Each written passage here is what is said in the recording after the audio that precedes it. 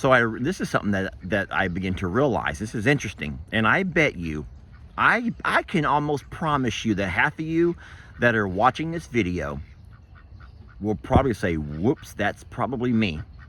Let me ask y'all a question, and you're going to be honest. Be honest with yourself, because I discovered this about myself. Okay, fine. I just grossed you all out. They're all of y'all are grossed out, except for the fact that half of y'all realize right now, dang, that's me. I'm just like Lester. I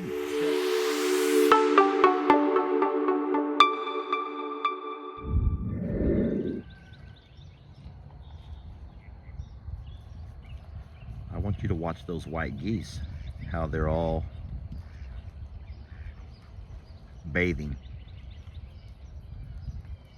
It's neat because they're like doing it at the same time, and they were in unison.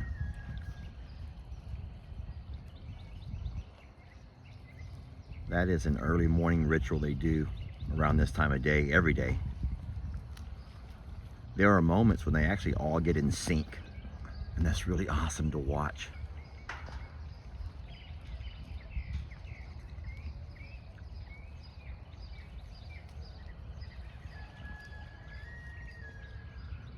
Yeah, they're just cleaning themselves all up. Okay, now it's time to dry off. No, not quite. Just gotta get under the arms. I tell my kids, you gotta get under the neck. I remember whenever Ellie and Lex were, younger, I don't know, 2-3 years old, and they were finally taking their own baths or showers, and I'd have to go in there and remind them. Seriously, they would go into the bath and they would come back out in just a couple of minutes. I'm clean, I'm done. Or sometimes they say, Dad, I'm ready. They want me to go in there and dry them off. And I'm like, wait a minute, there ain't no way you're finished already. And so, of course, if they'd been outside playing, I would say, lift up your neck. And man, you could just see the dirt, the sweat and beads under their neck and under their little arms. And I was like, no. So I would have to tell them. I would say, listen to me. And I would kind of demonstrate how to take a proper bath. And I guess all parents have done that. I don't think I'm the only parent who's had to actually show your kids where to clean, where to put the soap. Especially some spots are more important than others, maybe. But this is something that I begin to realize. This is interesting. And I bet you, I can almost promise you that half of you that are watching this video will probably say, whoops, that's probably me. Let me ask y'all a question, and you're going to be honest. Be honest with yourself, because I discovered this about myself. The geese are all getting out of the water now to dry off. That's funny. But no, I would, of course, you make sure they clean behind their ears, under their neck, under their arms, elbows, you're behind your knees, all of your crevices. Okay, let's just say all of the crevices of your body have to be super clean. But guys, let me ask you a question, and you be honest. How many of y'all sometimes stop at about your knee and don't go much slower? Seriously, that was something that I saw on not Family Feud. It was a game show. I forgot what it was, and I'm like, wait a minute. And I begin to imagine myself when I have a bath or a shower, and even at my age, I have a routine when I bathe. And I know right where I put the soap. I mean, it's like a routine. It's the exact same way every time.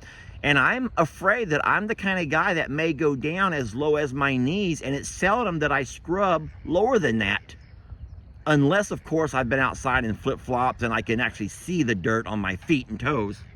Okay, fine. I just grossed you all out. They're all of y'all are grossed out, except for the fact that half of y'all realize right now, dang, that's me. I'm just like Lester. I seldom wash below my knees. Now, a lot of y'all are saying, that's the nastiest thing. That was too much information, Lester. TMI, as the kids always say. TMI, too much information. I didn't need to know that. Okay, well, here's the good news. Ever since I realized that about myself, I have started doing it. Now I make it an extra point to go all the way down between the toes, you know, the calf, the shin, your ankles. And so then I begin to wonder to myself, why would somebody not go down that low? And here you go, guys. It's hard for me to bend over that low. And if I'm in the shower, it's hard to raise my legs that high. I feel like I'm gonna fall over. Maybe I need one of those handicap showers. I'm not trying to be mean when I say that, but I might need to have a couple of extra handrails in there to grab onto so I can go ahead and raise my legs a little higher or lean my body over a little further. Yeah, you know what? This is the craziest video. I don't understand where that even came from, and I'm a little embarrassed to even publish it. But no, I just walked out and saw the geese bathing.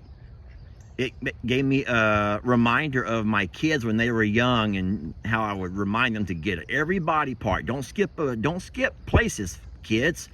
And then even with my students, especially middle school, guys, you would not believe how much a teacher has to go above and beyond the curriculum. Things you would never put into a lesson plan. But, you know, you have your kids come into your classroom, and middle school kids, depending on what grade, you got 6th, 7th, 8th grade. These kids are everything from 13 to 15. And you're kind of like at some point having to remind them, because the smell sometimes is so bad, and you got to remind them about the importance of washing, the importance of putting on deodorant, washing the oil out of your hair. And you know, you never call out a kid individually. You never embarrass a kid that way. But as a collective group, you'll say, hey guys, just remember, you're getting older, your bodies are changing. There's things you have to make sure you're doing every single day. And then I would talk about being nose blind, how you can become nose blind to your own body odors. Never being mean. And of course, sometimes the kids would laugh and giggle. Uh-oh. Hey, buddy. I didn't even know you were there. You ninja'd up on me. He just snuck right up on me. No, but I'm guilty of that. You can become sort of nose blind to the own smells around your house or even on your own body. And so even though you can't identify, I'm going to call an odor, other people can. And I'm like, you don't want to be that guy or that girl that everyone thinks smells bad. So, you know, you just remind the kids that there's certain things that you can do. And of course, as a teacher, a lot of times we're having to actually buy deodorant. And we're buying, you know, things that they're not pens and pencils that we go to Walmart and buy, folks. There's sometimes a lot more than that. And all the teachers out there will know this. And teachers out there they can remember real fast the number of times. Boy, Tim is pushing. He wants some belly rub so bad. And I'll try to go in there and rub them. But here's the problem. If I open this gate, I'm going to have a lot of little babies come join me. And Tim wants a little one-on-one time. All right, hurry, Tim. Roll over. Here comes Ringo. Come here. Hurry up. We don't have all day, Timmy. You better hurry. There you go. Okay, good boy. All right, we've got about 30 seconds here before everyone gathers around, Tim. We got about 30 seconds. So, yeah. No, the teachers out there, man, you will remember those days, if you're not still teaching, of when you had to go above and beyond. Then it's a joke. It's kind of a joke whenever, man, here come them geese. It's kind of a joke whenever the principals or your sub-principal, all right, Tim, gotta go. It's kind of a joke whenever they say, we need you to put into lesson plans